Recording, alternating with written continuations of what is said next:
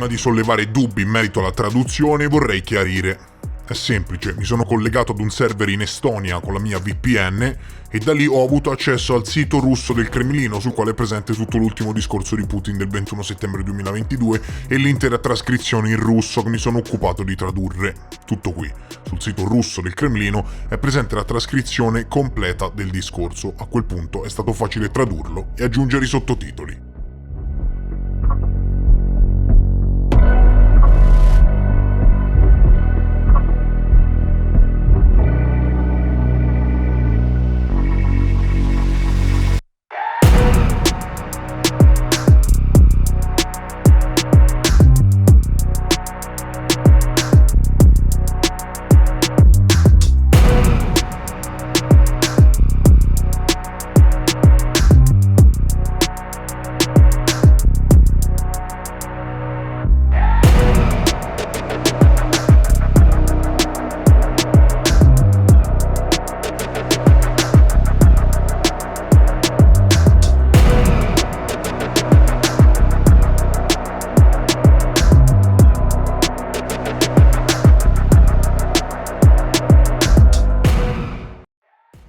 Уважаемые друзья, тема моего выступления – ситуация на Донбассе и ход специальной военной операции по его освобождению от неонацистского режима, захватившего власть на Украине в 2014 году в результате вооруженного государственного переворота. Обращаюсь сегодня к вам, ко всем гражданам нашей страны, к людям разных поколений, возраста и национальности, к народу нашей великой Родины, ко всем, кого объединяет большая историческая Россия, к солдатам и офицерам, добровольцам, которые сейчас сражаются на передовой, находятся на боевом посту, к нашим братьям и сестрам, жителям Донецкой и Луганской народных республик, Херсонской и Запорожской областей, других освобожденных от неонацистского режима районов. Речь пойдет о необходимых, неотложных шагах по защите суверенитета, безопасности и территориальной целостности России. О поддержке стремления и воли наших соотечественников самим определять свое будущее. И об агрессивной политике части западных элит, которые всеми силами стремятся сохранить свое господство. А для этого пытаются блокировать, подавить любые суверенные самостоятельные центры развития, чтобы и дальше грубо навязывать другим странам и народам свою волю, насаждать свои псевдоценности. Цель этого Запада – ослабить, разобщить и уничтожить в конечном итоге нашу страну. Они уже прямо говорят о том, что в 1991 году смогли расколоть Советский Союз, а сейчас пришло время и самой России. Что она должна распасться на множество смертельно враждующих между собой регионов и областей. И такие планы они вынашивают давно. Они поощряли банды международных террористов на Кавказе, продвигали наступательную инфраструктуру НАТО вплотную к нашим границам. Они сделали своим оружием тотальную русофобию, в том числе десятилетиями целенаправленно взращивали ненависть к России. Прежде всего на Украине, которой они готовили участь антироссийского плацдарма. А сам украинский народ превратили в пушечное мясо и толкнули на войну с нашей страной, развязав эту войну еще в 2014 году, используя вооруженные силы против гражданского населения, организовав геноцид, блокаду, террор в отношении людей, которые отказались признать власть, возникшую на Украине в результате госпереворота. А после того, как сегодняшний киевский режим фактически публично отказался от мирного решения проблем Донбасса и, более того, заявил о своих притязаниях на ядерное оружие, стало абсолютно ясно, что новое, очередное, как это уже было прежде дважды, крупномасштабное наступление на Донбасс неизбежно. А затем также неизбежно последовала бы и атака на российский Крым, на Россию. В этой связи решение об упреждающей военной операции было абсолютно необходимым и единственно возможным. Ее главные цели – освобождение всей территории Донбасса – были и остаются неизменными. Луганская Народная Республика уже практически полностью очищена от неонацистов. Бои в Донецкой Народной Республике продолжаются. Здесь за 8 лет киевский оккупационный режим создал глубоко эшелонированную линию долговременных укреплений. Их штурм в лоб обернулся бы тяжелыми потерями. Поэтому наши части, а также воинские подразделения Республики Донбасса действуют планомерно, грамотно, используют технику, берегут личный состав. И шаг за шагом освобождают Донецкую землю. Очищают от неонацистов города и поселки. Оказывают помощь людям, которых киевский режим превратил в заложников, в живой щит. Как вы знаете, в специальной военной операции принимают участие профессиональные военнослужащие, проходящие службу по контракту.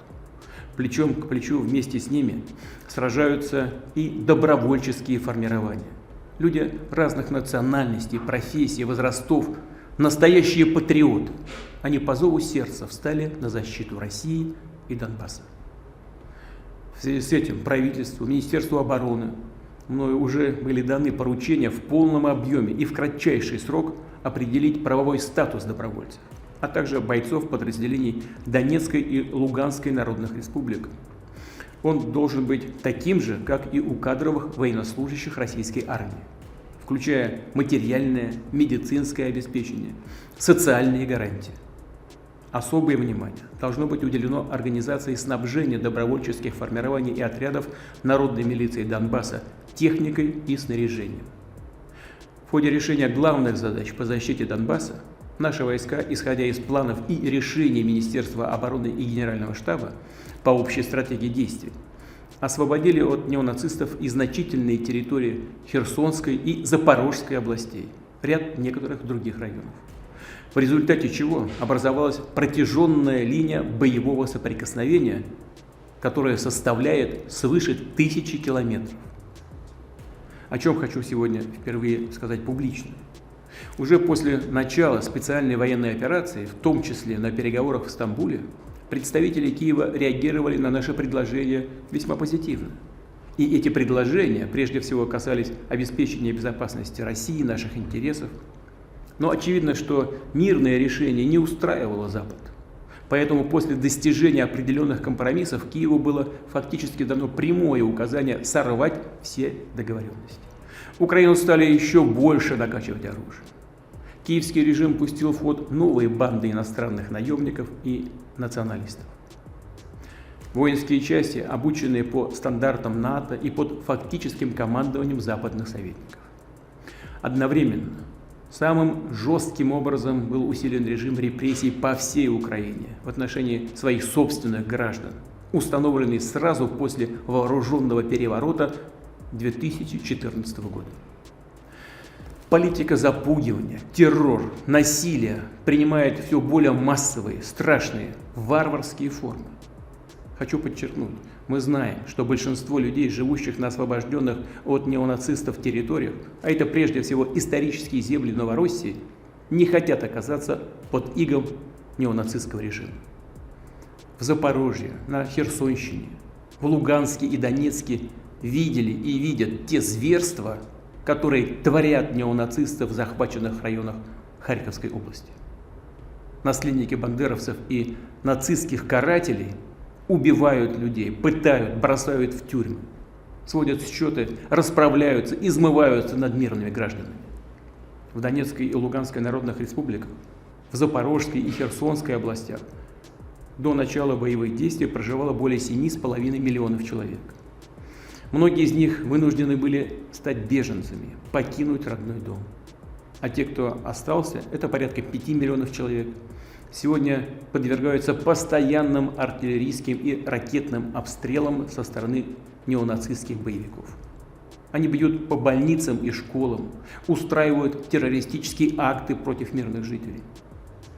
Мы не можем, не имеем никакого морального права отдать близких нам людей на растерзание палачам.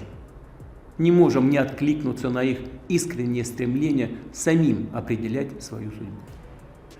Парламенты народных республик Донбасса, а также военно-гражданские администрации Херсонской и Запорожской областей приняли решение о проведении референдумов о будущем этих территорий и обратились к нам, к России, с просьбой поддержать такой шаг. Подчеркну, Мы сделаем все, чтобы обеспечить безопасные условия для проведения референдумов, для того, чтобы люди могли выразить свою волю.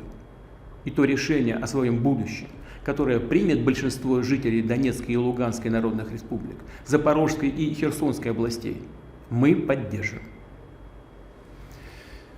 Уважаемые друзья, сегодня наши вооруженные силы, как уже говорил, действуют на линии боевого соприкосновения, которая превышает 1000 километров. Противостоят не только неонацистским формированиям, а фактически всей военной машине коллективного Запада.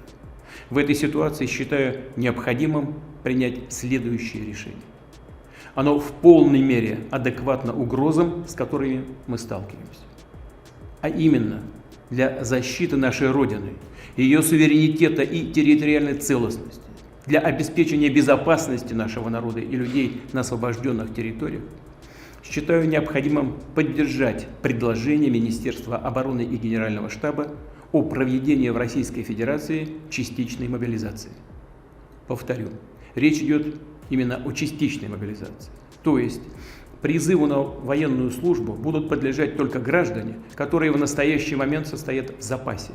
И прежде всего те, кто проходил службу в рядах вооруженных сил, имеет определенные военно-учетные специальности и соответствующий опыт. Призванные на военную службу перед отправкой в части в обязательном порядке будут проходить дополнительную военную подготовку с учетом опыта специальной военной операции. Указ о частичной мобилизации подписан. В соответствии с законодательством об этом официально письмами будут сегодня проинформированы Палата Федерального собрания, Совет Федерации и Государственная Дума. Мобилизационные мероприятия начнутся сегодня, с 21 сентября. Поручаю главам регионов оказать все необходимое содействие работе военных комиссариатов. Особо подчеркну, что граждане России, призванные на военную службу по мобилизации, получат статус выплаты и все социальные гарантии военнослужащих, проходящих военную службу по контракту. Добавлю, что указ о частичной мобилизации также предусматривает дополнительные меры по выполнению государственного оборонного заказа. На руководителях предприятий ОПК лежит прямая ответственность за решение задач по наращиванию выпуска вооружений и военной техники, по развертыванию дополнительных производственных мощностей. В свою очередь, все вопросы материального, ресурсного и финансового обеспечения оборонных предприятий должны быть решены правительством незамедлительно. Уважаемые друзья, в своей агрессивной антироссийской политике Запад перешел всякую грань. Мы постоянно слышим угрозы в адрес нашей страны, нашего народа. Некоторые безответственные политики на Западе не только говорят о планах по организации поставок в Украине дальнобойных наступательных вооружений, систем, которые позволят наносить удары по Крыму, другим регионам России. Такие террористические удары, в том числе и с использованием западного оружия, уже наносятся по приграничным населенным пунктам Белгородской и Курской областей.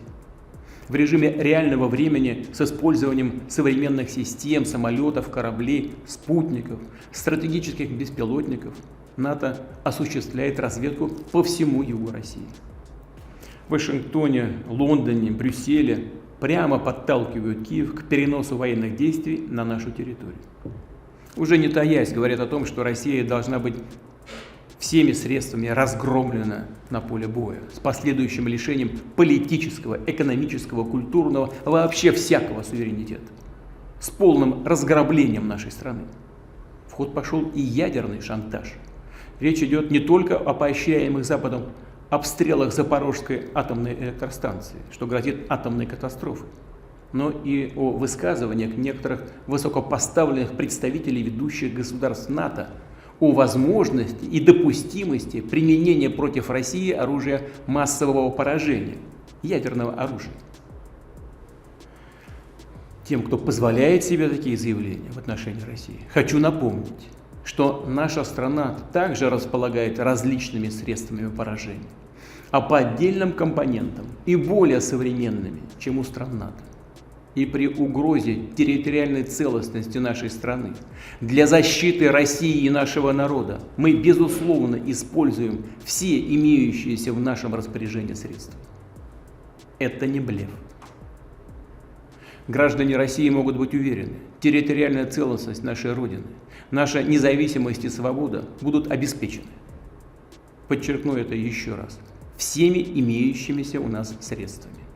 А те, кто пытаются шантажировать нас ядерным оружием, должны знать, что роза ветров может развернуться и в их сторону.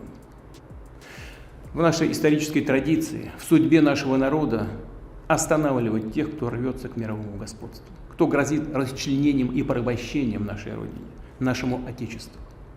Мы и сейчас это сделаем. Так и будет. Верю в вашу поддержку.